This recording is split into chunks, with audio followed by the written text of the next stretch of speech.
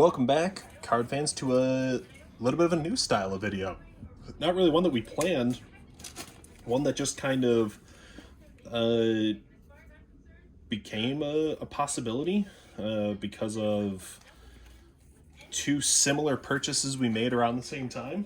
Ted and I each recently, and you've probably seen at least one of them on a Mailbag Monday, purchased some binders of old Pokemon cards, and we haven't fully seen the collection from the other. We kind of each showed some of like the highlights and some of the pictures, and we thought actually this would be pretty cool to review just in an overall video, kind of taking turns going back and forth, like some of like the big hits, some of the smaller stuff, explaining sort of what we bought it for, some of the math that we're going to be able to sell it for, and kind of get a little bit into like that flipping side of what we do in the hobby. So we've taken the contents out of binders and made them a little bit more manageable to work through.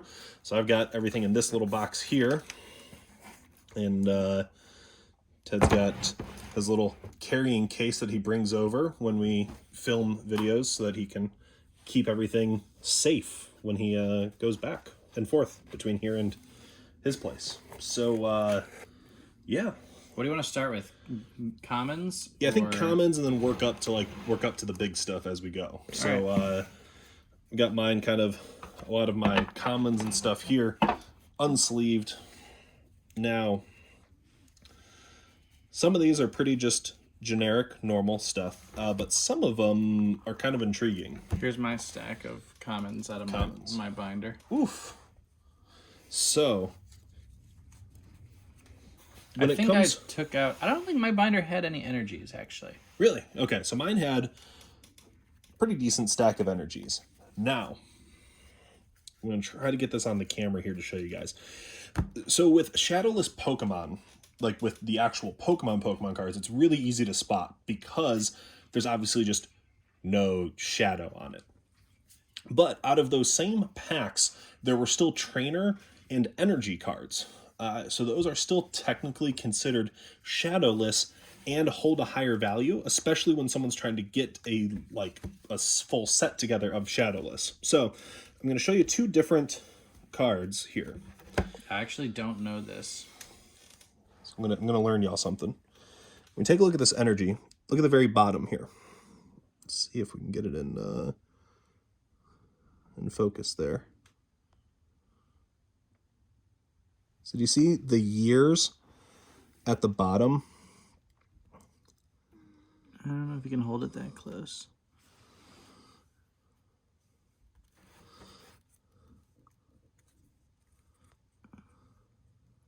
That might be as close as you can get. Maybe if we zoom in. Yeah, so let's... I don't know if you want to zoom in, but... Let's try it. Let's try it. Oh. So you see here how there's a 99 next to Nintendo Company? Now look at this card. See how it ends with a 98? Ooh. That's the only difference? So the difference is that the 99s, the ones with that extra 99, are considered shadowless.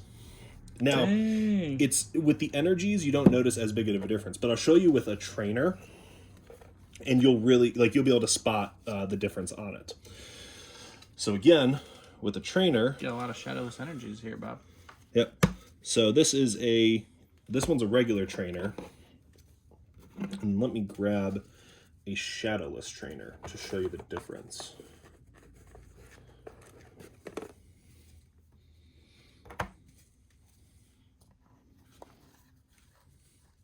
Oh yeah. First edition shadowless energy. That's a sneak peek though. It's getting into some of my little bit rarer stuff that I have. So I want to see if there's two that are like the same. So I think I've got multiple gust of winds in here. Oh, okay. So I know for sure that I've got Professor Oak and shadow behind Professor Oak's head. Now I don't know if you're gonna be able to tell this on camera, but you can definitely notice super different. A huge difference in person. Now. Okay, yeah, you can tell on camera a little bit. So do you see how This one's a lot darker gray and then less color in the picture versus this one here. Then, when in doubt, if looking at, like, is this card shadowless or not, look at the bottom. Hold it further away, I think. There you go. Ends with 98.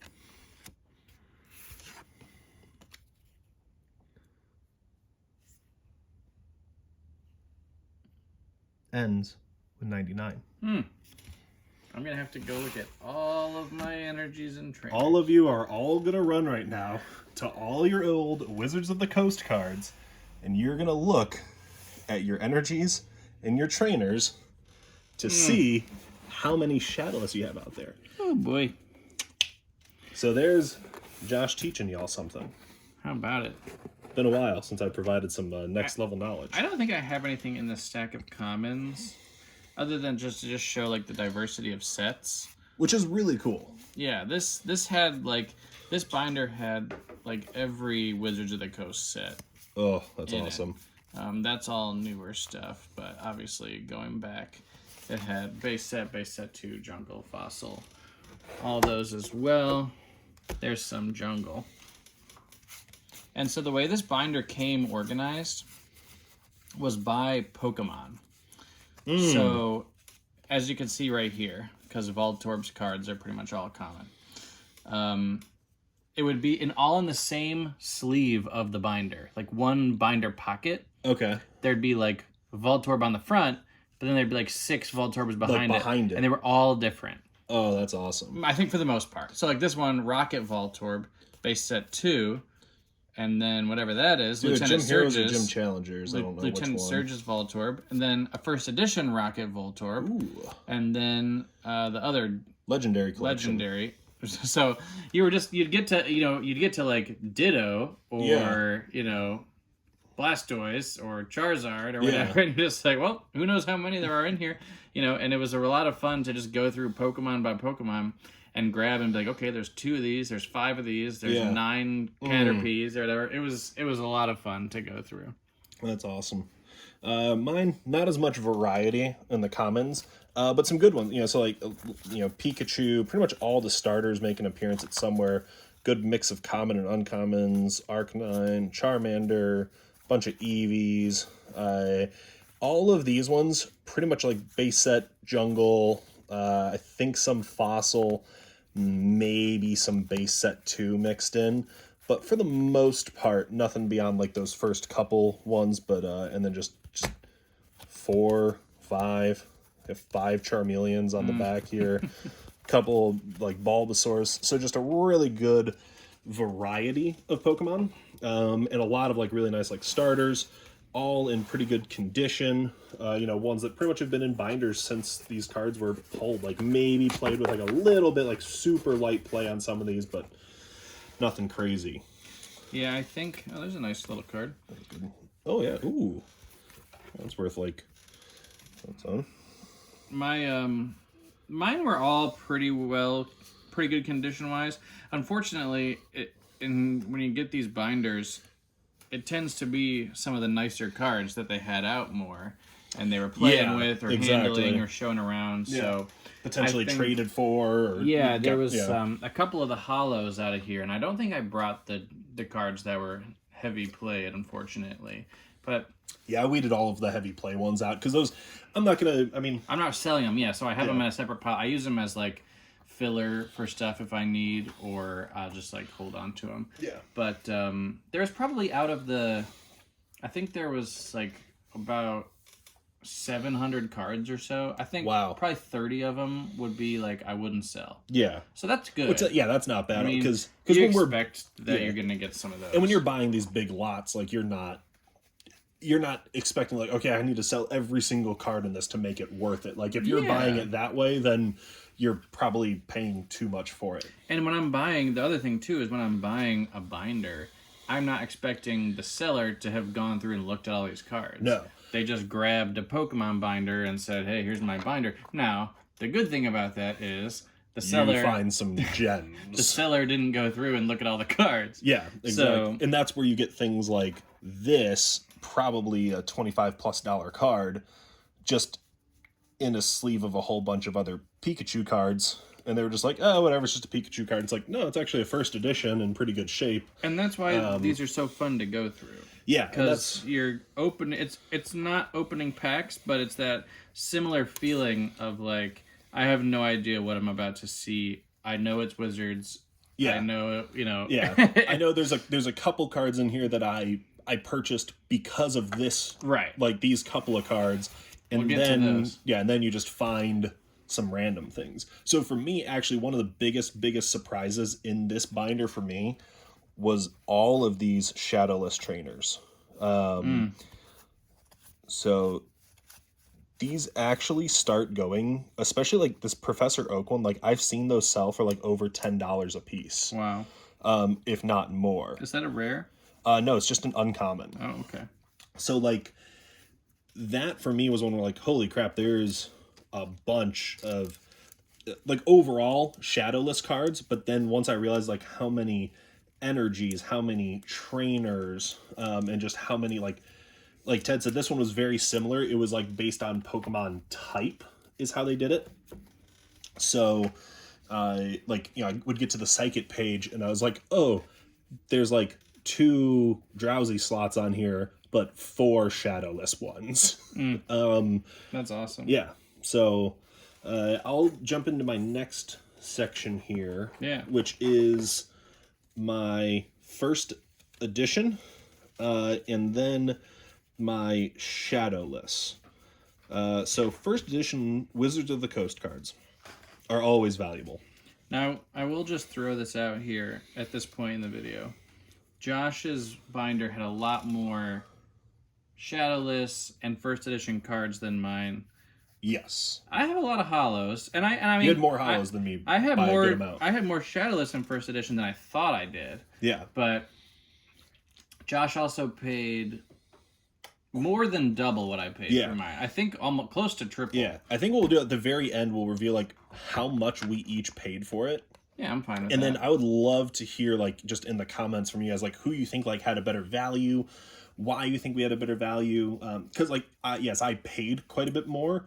I will also be able to like the amount of cards I have here are worth more, but was it worth it? You know, it's kind of really what it comes down to. I think for both of us, thankfully, the answer is yes. I don't think either of us opened these and we're like, oh god, this was a horrible decision. Yeah, but as but I mean, it's big investments. I mean, both of us spent definitely multiple hundreds of dollars. Yeah, my wife was utterly shocked when I told her how much money I spent on this. But that's why, like, if you're out there and you're thinking about selling your collection or whatever, you know, more pictures helps, because when guys like us or people like us are going through thinking about spending a couple $100s on someone's collection, we are looking at every single card you have a photo of. Yep. And we're doing math in our head. Okay, we can sell this for this for this, that for that. Okay, blah blah blah. If you're showing me a stack of cards, like if you're showing me a stack like this, I'm gonna maybe bid $25 to $50 at most. I'm bidding 30 cents for this because I see one Wizards of the Coast card. Now, if these are all newer other Pokemon cards, they're worth something. But for me and just where I'm at, like I'm not trying to sell that other stuff right now. I'm not confident in flipping it or getting rid of it. So if I see just this stack, I know there's one Wizards of the Coast card in here, and honestly, I don't even know the condition of it. Yeah. And the thing is, a lot of the people selling these collections do not have an eBay business, so they don't have a ton of feedback to go off of. Yeah. And so I see one Wizards of the Coast card from someone with less than 5 positive feedback. That doesn't inspire a lot of confidence if I'm thinking about spending a couple $100s on something. Yeah. So I'll tell you, this binder I bought, almost all the cards were out of the binder, laid out on a table. Wow. And I was zooming in, zooming for a long time, counting up cards, trying to tell if I could tell, okay, I know that's a rare, I know that's a hollow, like all that stuff. So it wasn't a ton of photos, but I could see almost every card I was purchasing, and that was a big part of the decision. Yeah. And also too, especially when we get to the point where we talk about like how much we each spent on these, a month and a half ago, 2 months ago, I was not buying this amount, this amount of it. That Togepi card is really cool. Isn't it? That's Yeah, why it's not. I don't think it's anything special. I don't think it was visible on camera at all, but I've it's just like been a staring at rainbow it. reverse hollow Wizards of the Coast it's Togepi super card. cool. I know. I love it. Yeah, I might just keep it.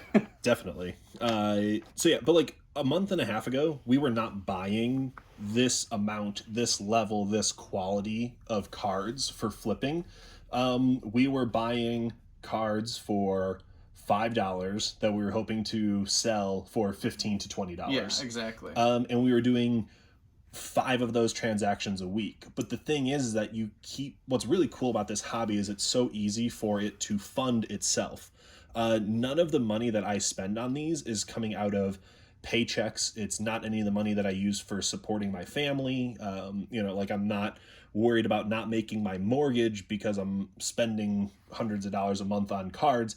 It's because I was able to set up like a good rhythm on eBay, build up a good reputation there, learn the market, and I've been able to flip cards for like a month that now I'm able to buy something like a binder and just build that process even faster, make even more off of it. And I know Ted's in a really similar boat where like a month ago you wouldn't have bought this lot.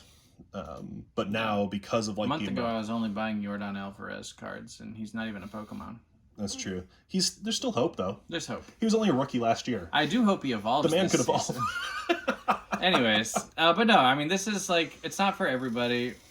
Obviously, like it takes a lot of work too. Definitely. To organize these and figure out how the best way to maximize the amount you're able to sell them for. But it's a ton of fun. Yeah. I mean, flipping pages in someone else's binder, having no idea what you're about to see. Yeah. And it's somebody's like childhood. It's somebody's memories. Like it's really special. It's really cool. And I really enjoy it. I'm definitely gonna do it again. Definitely. Probably a bunch of times, but I need to sell some cards here first. Yep. Yeah. We're gonna have to sell these off, and then we'll do another binder battle down the road. All right. I think we've gone long enough without showing them a Pokemon card. Yeah. So now getting into some of these. So these are the first editions. These are not, however, some of the best first editions. These are just some of the trainers, energies. Hey. I didn't steal Ted's. Look, it's still there. This one's mine. There's more than one of these. It's not a one of one. Oof, could you imagine? Couple of, jeez. One of one Charizard, first edition shadowless PSA 10. VMAX. Rainbow. Oh, jeez. Shiny. Just every buzzword. I'm just saying stuff. Eevee, Tauros, a Persian, a Jigglypuff, a Spearow, a bunch of Spearows. They all combined into this Dodrio. But yeah, so these are just all first edition, all in good shape. Again, I think you've heard me say before on Mailbag Mondays, first edition Wizards of the Coast cards are always valuable. They are always able to, you can list those for $5 a pop, buy it now, or starting bid, and you will sell most of them. Again, the beauty of 91-cent shipping. If you haven't watched our video on that, you need to check it out because it helps bring your overall cost of purchasing that card down while still maximizing on the value of it. So that's chunk of cards that I can sell for probably at least $5 a piece. So this is a few $100s just in this chunk. I sold a card just real quick on the merits of plain white envelope 91-cent shipping. I had an old listing up on my eBay page that I had just kind of not updated, and it was still listed as first class, and it was listed as I pay the shipping, which I don't do at all anymore. All my buyers pay for shipping. Oh, yeah. But this was an old listing from like 5 months ago when we were just getting back into this stuff. And I sold at auction a baseball card for like $4 for something. Yeah. And then I had to pay first class shipping on it. I lost money selling that card. Like it cost me money to sell that card.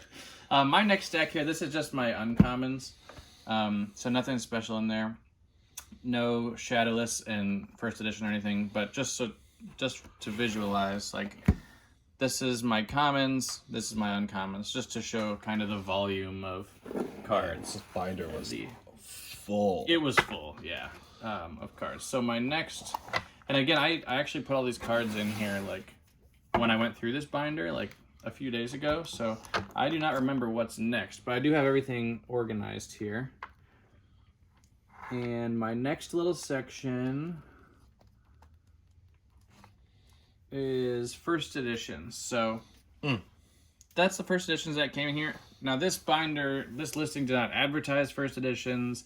I didn't take any of these into account when totaling out, because you're looking at such a huge volume. Like, I'm just gonna assume all of them are just base Wizards of the Coast. So Team Rocket. Oh, there's a shadowless Porygon. So I think this is first edition and shadowless, maybe? No, just shadowless. No, I mean this bundle of cards. Gotcha. Yeah. Okay. But this card I might hold on to, honestly. Porygon's one of my favorite cards. Yes.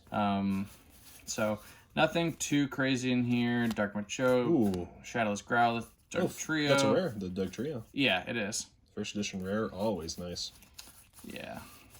That's a really damaged card that shouldn't be in here. Yeah. Oh, and I see a Shadowless in the back. Yeah. I can spot Shadowless now, like, without seeing the right side of it. Just the left side, like, the color, I can tell. Yeah, it is. It's very different. It's a thing. Yeah, for sure. So getting to my next little section here. This is the last of my non-sleeved stuff. So this is some of the Shadowless. Nothing absolutely crazy. Mostly base set. Mostly all in pretty good condition. Here's those Drowsies I was talking about. Machoke. These are all shadowless? These are all Shadowless here. Magmar, which I think I've got like 6 or 7 Shadowless Magmars now. Oh, man. Growlithe. I brought all of my shadowless, I think, because I think I had a couple more. But anyways. Arcanine. This is one of my favorite cards of all time. That's a good one. It's just so, like, especially like these two together. Yeah. Like, come on. That's great. Come on. Vulpix, couple of those. Caterpie, a couple of Rattatas, Farfetch'd, Magikarp, Tangela, Weedle, Coughing, Nidoran, and it evolved right before your eyes.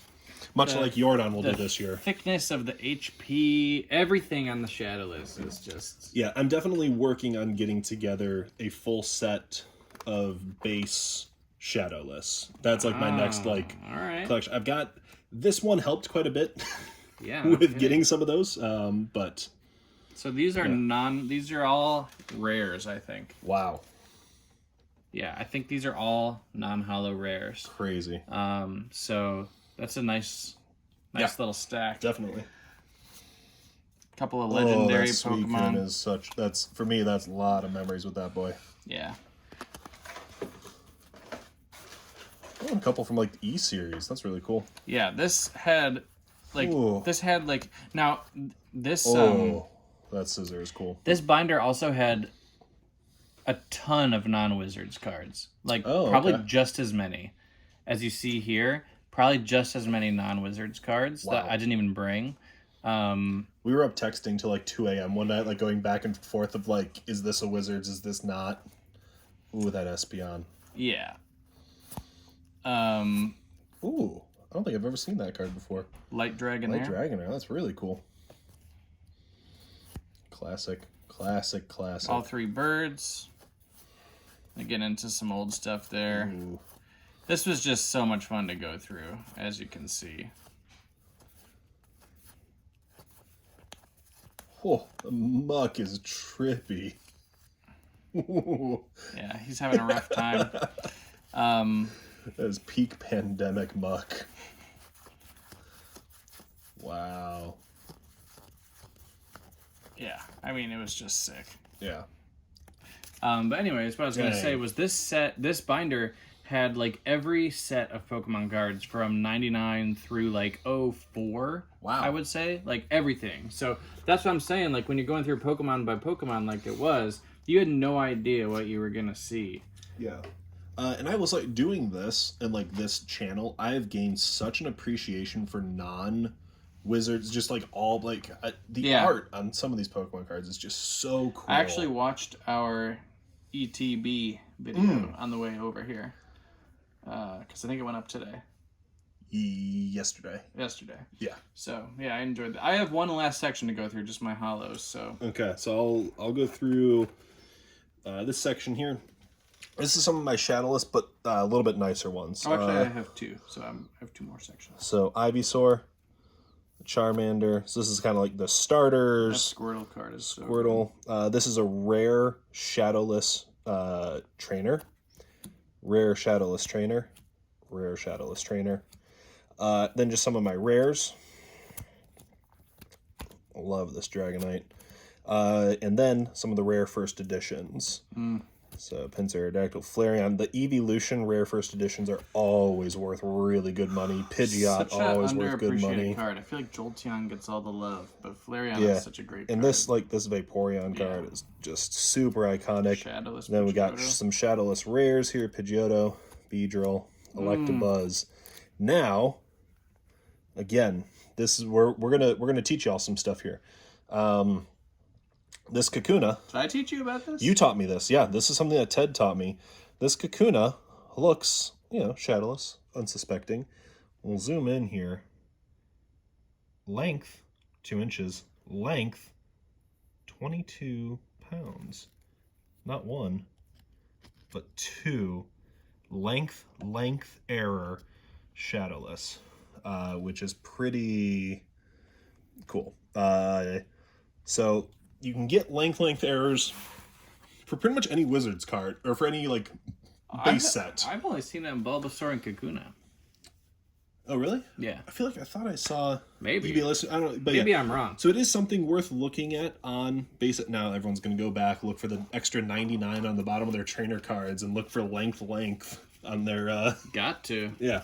So yeah, that Kakuna, worth... okay, so not crazy money. Error cards are weird because some people really, really like them because they are unique and different. Some collectors, though, don't really care that much about it because I think it's cool. An error card. I think it's cool. They definitely sell, you can sell that card for more than just a Shadowless Kakuna. But I mean, the markup's maybe 50% or so. So it's not anything insane. So do you want to do your next little section here? Yeah, this was just, I don't know why I set this aside. It's just my starter Pokemon. So Dark Croconaw. Not the hollows, but some nice Japanese cards. And then this reverse hollow, I don't know what they call this, of Metapod. Oh, yeah, that was a special thing from the Legendary. It was kind of the first reverse hollow stuff they did. Yeah. They're really cool. They don't hold quite as much value in the secondary market. But they are cool, and they're not worthless. It's not one that you just sell for nothing. And I did pull out of here, and I don't think I brought it with me, but I did get a length Shadowless Bulbasaur. Ooh. Which those are, I think, those sell for more than those Kakuna, are around 30 to 50. I've seen them for 50, so that was exciting. That was one of those ones I just found. I had no idea was going to be in there, and I was just like, oh, great. Yeah. That's a $50 card that I just didn't budget for at all when coming up with my price for this. Yeah, so. and like Ted said, that's where you get these ones where these sellers just sell their whole lot and just their old binder, and they have no idea. And Shadowless are not necessarily things, if you don't know what you're looking at. No, you don't know to look out for. You wouldn't see that per se. First edition is a little more obvious than Shadowless. Definitely.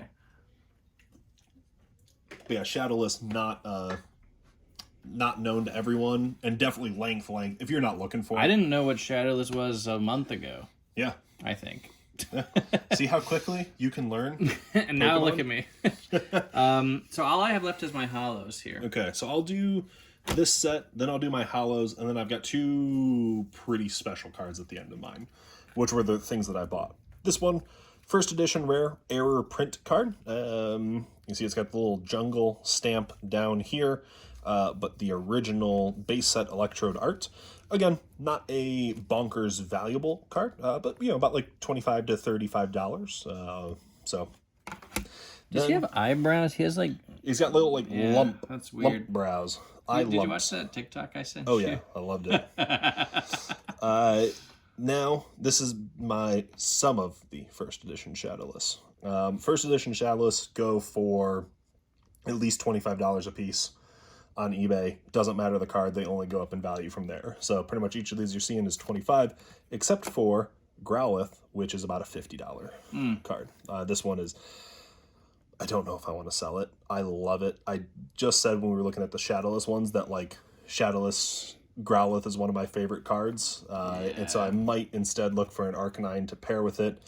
It is I was saying I was going to wait till I sold some more cards to buy some of these huge lots, but just looking at these, like, I just need this in my life. Yeah. I need to be flipping through a binder and finding first edition Shadowless. Yeah, like, so again, this is ones where similar to Ted's, like, this was just behind the Growlithe card. Yeah, exactly. So just tucked away, $50. It's like finding a $50 bill in your pants doing laundry. Binder. Yeah. Yeah.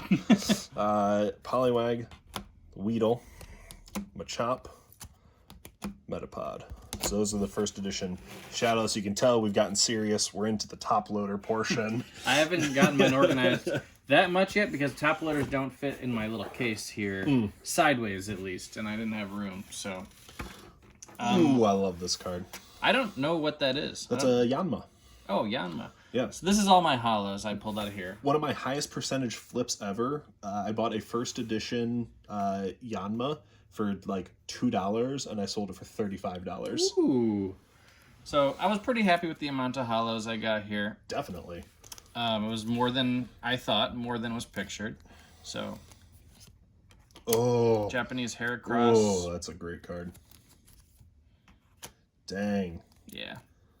Oh, okay. All right. And yeah, nice. The starters. Yep. Love that old Entei, the promo. Ancient Mew. No, that's not a hollow.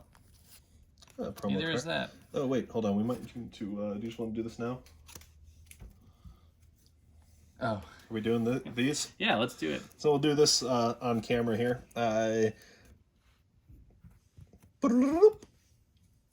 Hell yeah. So I am working on collecting all of the Black Star promo cards for part of my PC as well. And Ted really liked that Porygon card. And Do you have Mewtwo and Entei reverse hollow? I think I've got a bid in on the Entei, and I've got a couple of those Mewtwo's. Because I have another Entei right there. Ooh. But anyways, to finish off my hollows here, this is a clean Mewtwo. Mewtwo 2. Ooh, Amphro. That's a cool card. Reverse Umbreon, but it is a rare. Yeah. Oof. English. Unknown A. Ooh, Dark Typhlosion. Yeah. Ooh, Delibird. Oh. You PCing Porygon cards here? I think I kind of am. Yeah, I really like Porygon. Yeah. I can't blame you. Getting into some of the older stuff. Yeah. Ooh, that's a cool card. I love Gym Challengers and Gym Heroes set. Ooh.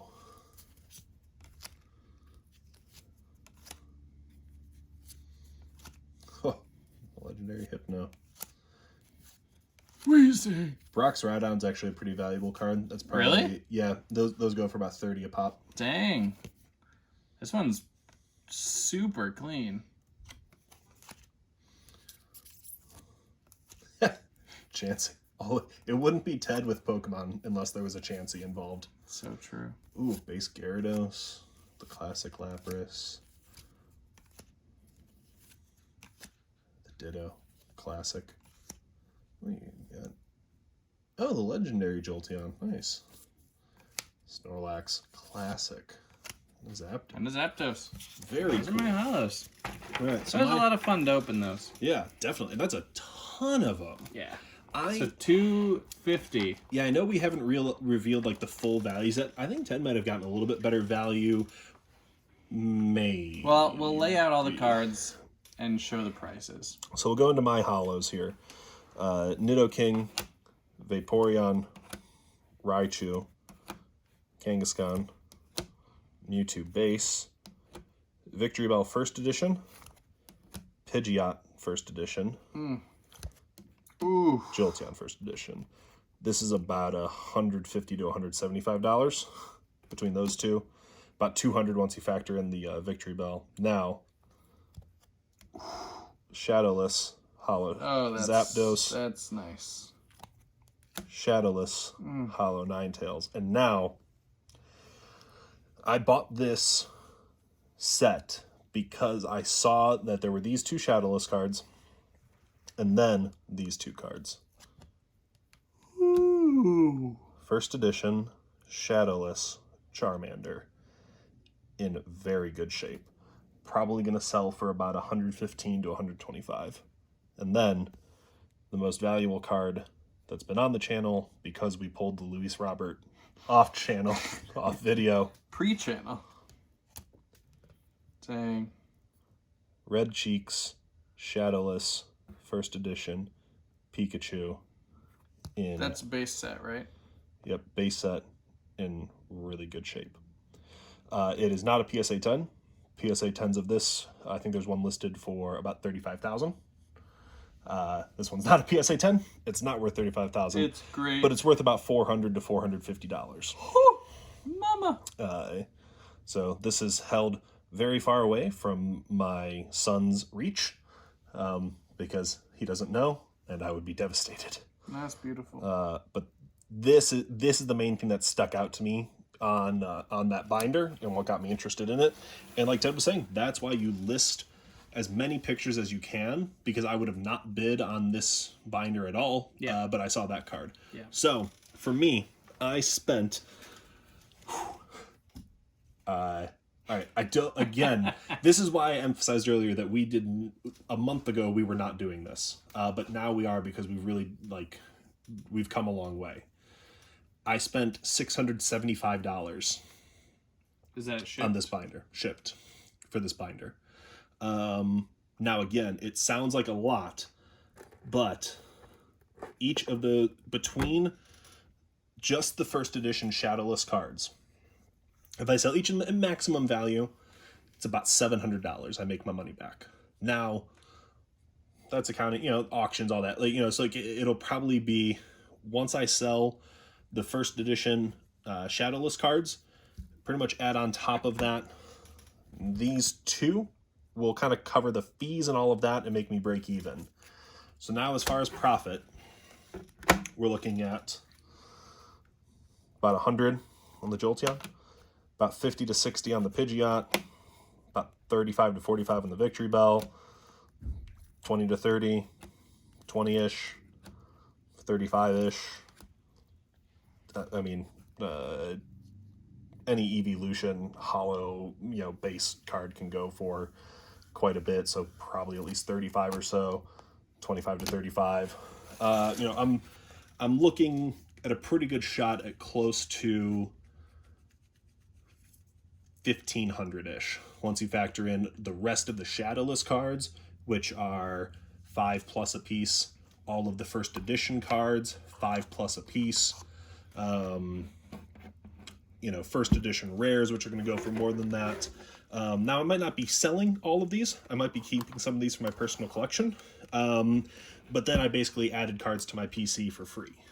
Now, Ted, how much did you spend on this?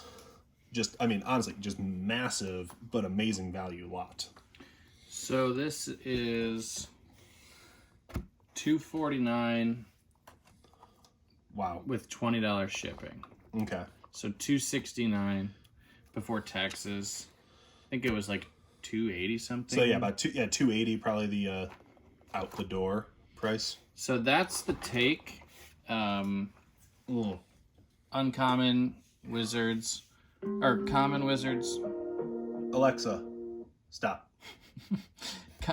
Common wizards, uncommon, first edition, and shadowless. These are all rares, non-hollow. These are all hollow rares. And then probably an equivalent number of cards that you see here from 03 to 04 to 05 non-wizards cards. So still like 15 to 18-year-old Pokemon cards. Yeah. All binder, all really well kept. Yeah. Then it was about $280. So honestly, I think I give the nod to you. As far as like the value goes, I just think that plus a $50 shadowless length Bulbasaur. Yeah, I was gonna say because especially the Bulbasaur really helps. Yeah. I think that your first edition and shadowless and a couple of those hollows pay for what you spent on it. Dark Typhlosion. I mean, you've got the whole starter set in Japanese, plus like the base and stage 1 of each of those. Yeah. Heracross. Yeah, the Heracross one. Card? Yeah, definitely. You said Brock's Rhydon is a card? Yeah, Brock's Rhydon is a good card. So, like, there's just... especially because of just the sheer volume of what you were able to get for that price. And I don't know if this is of interest or worth noting, but it was a buy it now at that price. Wow. So that's where we'll go into, because we're pushing 40 minutes here, so we won't spend much more time we won't go over more strategy, but definitely we'll go into some of our strategy on filters that we use, how we found these, because we found these pretty much on 2 exact opposite end spectrums for how we find these lots and flips that we do. So make sure that you're subscribed for that. Let us know in the comments who you think won. I think we both won, but between us, well, yeah, just say, like, who do you think had the better investment? Yeah. In terms of what we paid for what we got and what you think we'll be able to sell it for. Yeah. And then, I mean, which binder do you think we would have had more fun flipping through? Yeah. The Ted not only had quantity, but also some quality, whereas with mine, still, like, I mean, not a couple hundred cards there, but I mean, some of the more sought after Pokemon cards in the hobby, as far as like the quality goes, the most expensive card I own, and then like the second most expensive card I own in that same lot. That's amazing. I don't know how the viewers feel, but just doing this myself, sitting here, I'm going to be spending a lot more money on Pokemon cards, unfortunately. Oh, fortunate for you guys, though. Do this again. So. Yep. So we'll be back in the future with more eBay, flipping, Pokemon cards, obviously baseball, football, basketball cards, all sorts of stuff. So subscribe if you're not already. Like the video. It helps us out a ton. And watch a few more while you're here. Yeah. Thanks for joining us. We'll see you next time. Later.